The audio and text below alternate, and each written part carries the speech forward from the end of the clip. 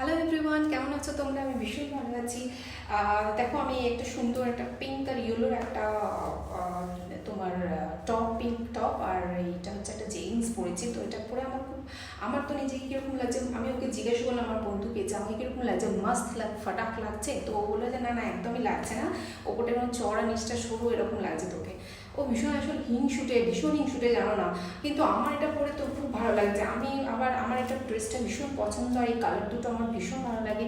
তো আমার পরে মনে হলো যে না, আমার তো বেশ নিজেকে ভালো লাগছে। তখন আমি তো সেটা চেঞ্জই করবো না, যে যতই বলুক। আমার মধ্যে এটা আছে, মানে হচ্ছে যে যদি আমি জামাটা পরে যেটাই পরি, সেটা আমার যদি নিজের মনে হয় যে না আমাকে বেশ ভালো লাগে, তাহলেই আমি পরবো। সেটা হেয়ার হোক, ড্রেস হোক, মেকআপ হোক, যেটাই।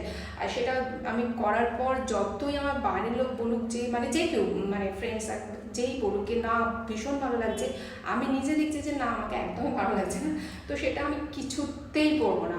তো আমার এই বলার এটাই উদ্দেশ্য হচ্ছে যে যখন তোমার ওই ড্রেসটা পরে নিজের মধ্যে কনফিডেন্স থাকবে, তখন যে যাই বলুক কিচ্ছু গুরুত্ব দেবে না, পরবেই ওই ড্রেসটা। ঠিক আছে? ওকে, ও তো হিংসুটো বলতেই থাকে, ওর কথা বাদ দাও। চলো আমি চা খাই, তোমরা ভীষণ ভালো থেকে, খুব ভালো থেকো। আবার দেখা হচ্ছে নেক্সট ভিডিওতে। Bye bye.